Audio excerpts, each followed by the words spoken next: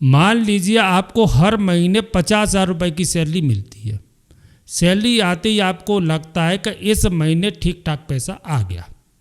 फिर ईएमआई निकलती है, रेंट जाता है, बिजली का बिल, इंटरनेट, फ्यूल, शॉपिंग, बाहर का खाना, सब्सक्रिप्शन। और महीने के आखिर में जब आप बैंक अकाउंट देखते हैं तो शायद बहुत ज़्यादा पैसा बचा ही नहीं होता है। अब एक अलग सवाल सोचिए, आपने इस महीने 50,000 कमाए, लेकिन क्या आपने सच में 50,000 कमाए, या उन 50,000 के बदले आपने अपनी ज़िंदगी का पूरा एक महीना दिया? यही सवाल विक्की रॉबिन और जो डोमिंगुएज की किताब योर मनी योर लाइफ हमें सोचने पर मजबूर करती है, क्योंकि हम आमतौर पर पैसे को सिर्फ करेंसी की तरह देखती है, 500, 1,000, 10,000, 50,000। लेकिन इस किताब का नज़रिया थोड़ा अलग है। पैसा सिर्फ पैसा नहीं है, पैसा आपकी ज़िंदगी का वो हिस्सा है जो आपने उसे कमाने के लिए दिया। आपने अपना समय दिया, अपनी एनर्जी दी, अपना ध्यान दिया, अपने दिन का एक हिस्सा दिया, और कई बार अपनी फ्रीडम भी दी। इसलिए सवाल सिर्फ ये नहीं है कि मैं कितना कमा रहा हूँ, सवाल ये भी है कि जो पैसा मैं कमा रहा हूँ उसके बदले अपनी ज़िंदगी का कितना हिस्सा दे रहा हूँ।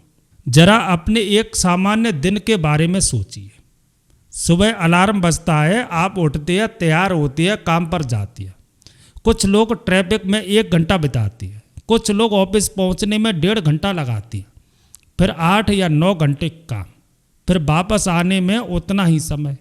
घर पहुंचने के बाद शरीर थका हुआ, दिमाग भी थका हुआ, और अगले दिन फिर वही रूटीन।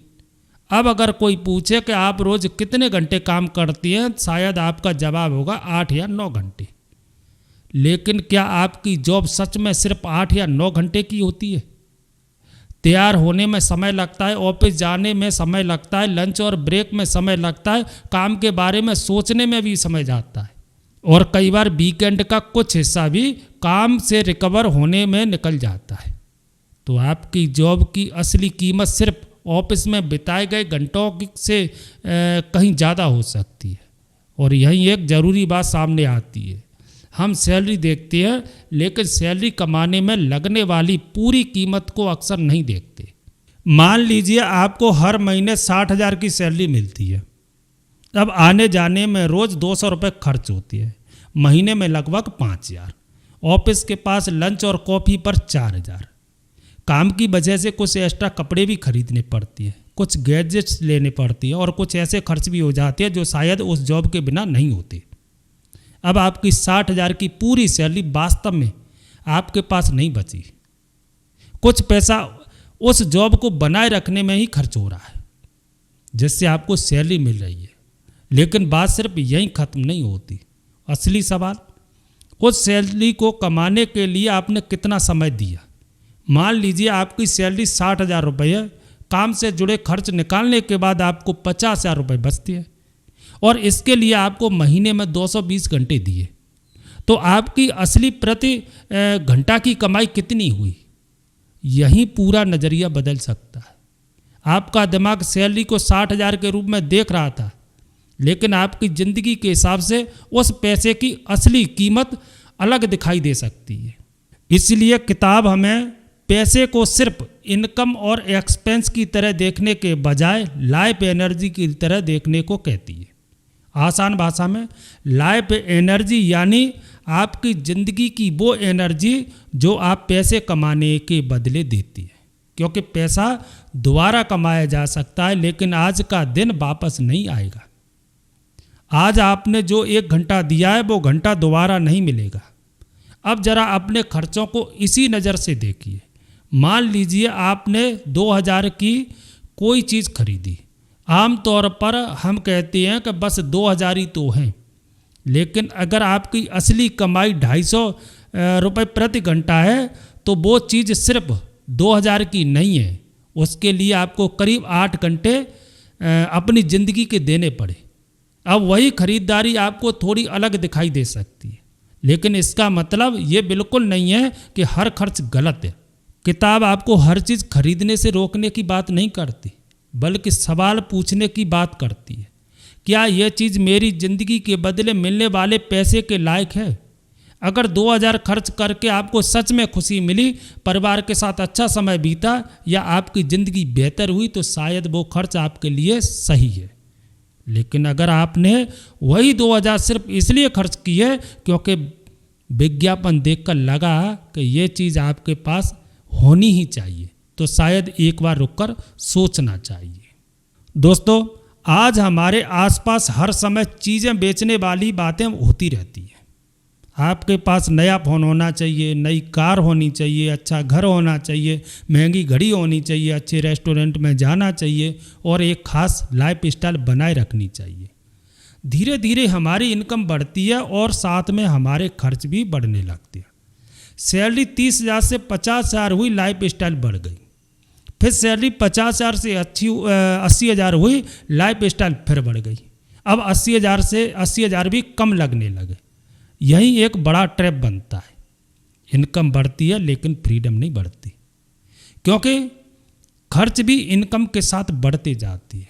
मान लीजिए पहले आप 30,000 कमाते थे और 25,000 में महीने का खर्च चला लेते थे। अब आपकी इनकम 1 लाख हो गई लेकिन आपका खर्च भी 90,000 हो गया।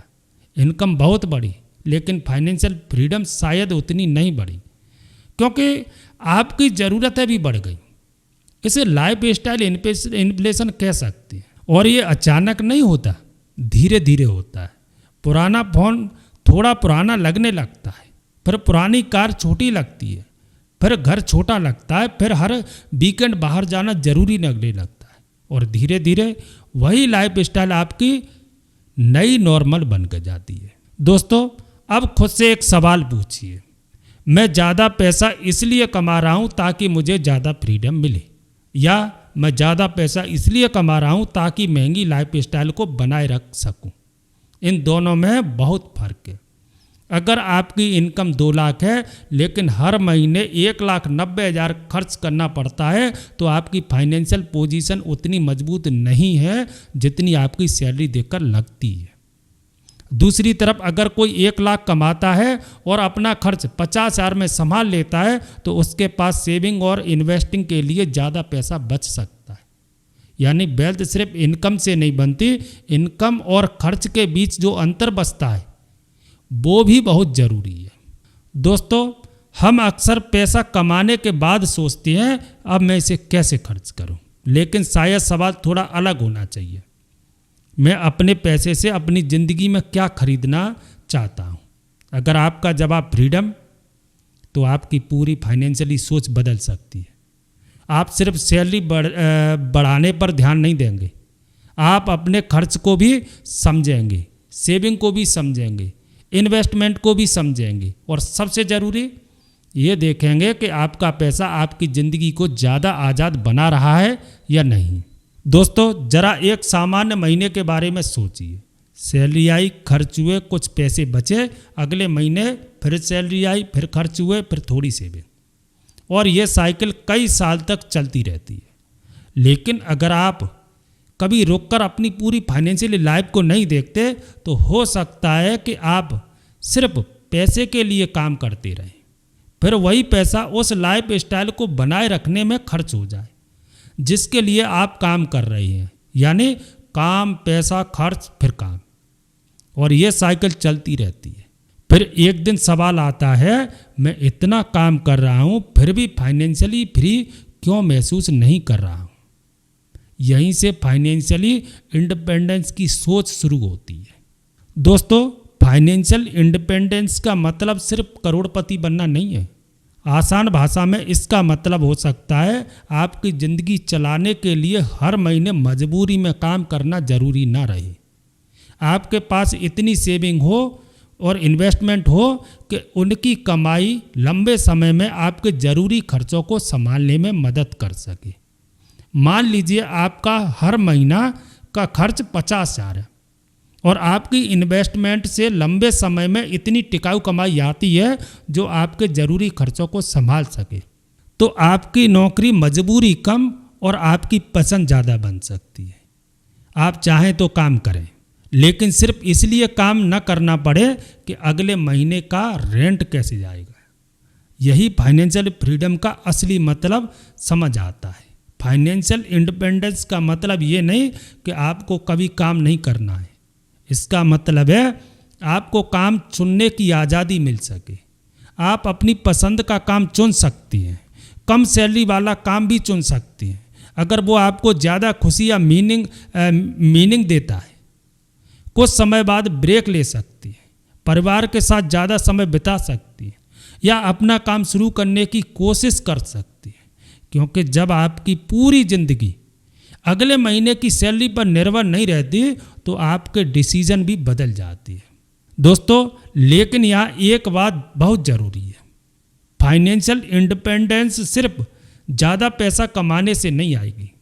अगर इनकम बढ़ती गई तो और खर्च भी उसी स्पीड से बढ़ता गया तो फ्रीडम फिर भी दूर ही रह सकती है।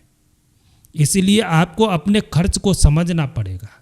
लेकिन खर्च लिखने और ट्रैक करने का मतलब ये नहीं है कि हर 20 रुपये खर्च करने खुद को दोष दें। मतलब सिर्फ इतना है कि मुझे पता हो कि मेरा पैसा कहाँ जा रहा है।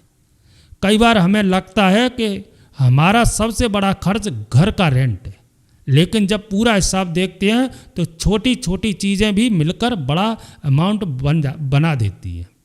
Coffee, food delivery, subscription, impulse shoppings, online deals, weekend का खर्च, इनमें से कोई एक खर्च आपकी ज़िंदगी नहीं बदलता, लेकिन जब ये हर महीने बार बार होते हैं तो इनका असर बड़ा हो सकता है। अब सवाल ये नहीं है कि क्या मुझे कॉफ़ी छोड़ देनी चाहिए। सवाल ये है, मैं ये कॉफ़ी इसलिए ख़रीद रहा हूँ क्योंकि मुझे सच में पसंद है, या फिर इसलिए क्योंकि इसकी आदत हो गई है।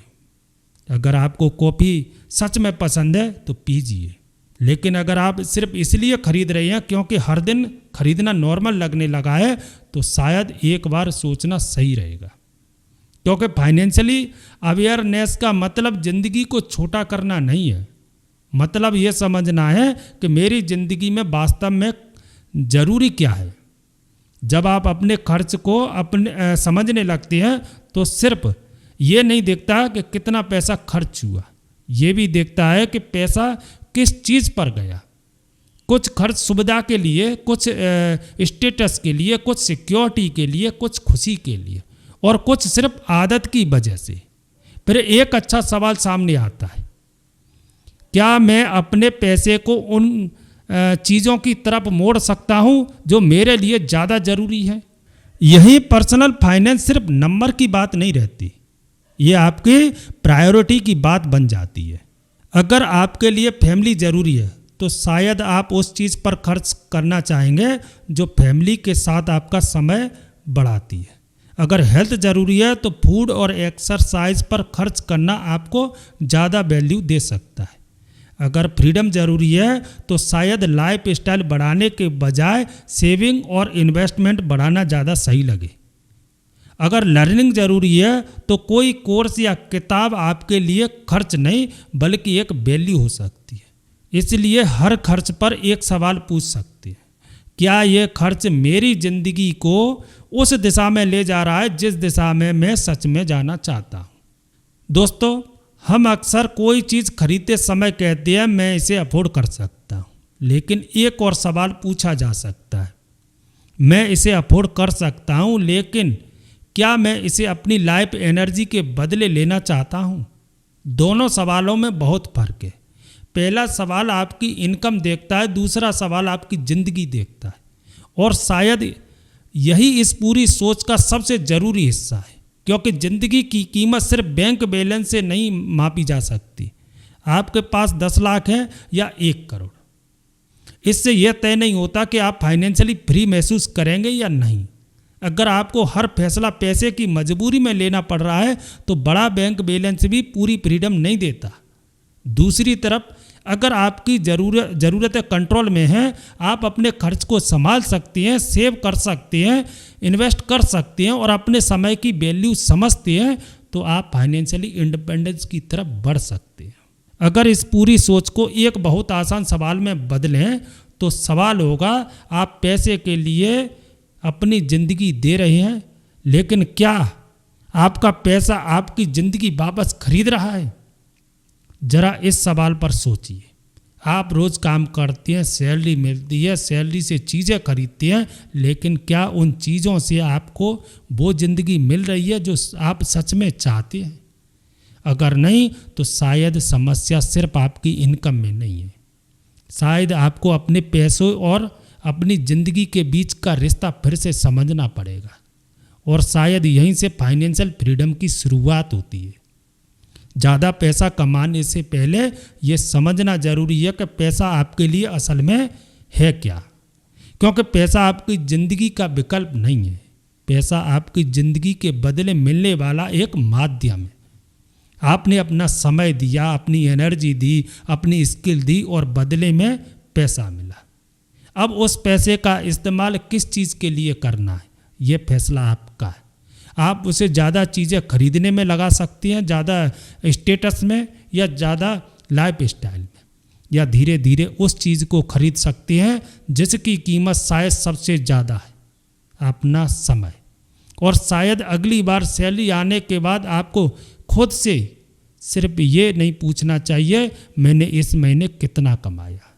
एक सवाल और पूछिए, इस पैसे को कमाने के लिए मैंने अपनी ज़िंदगी का कितना हिस्सा दिया? क्योंकि जब आप इस सवाल का जवाब ईमानदारी से देना शुरू करते हैं तो शायद आपको सिर्फ अपना बैंक बैलेंस नहीं दिखाई देगा, आपको अपनी ज़िंदगी दिखाई देगी।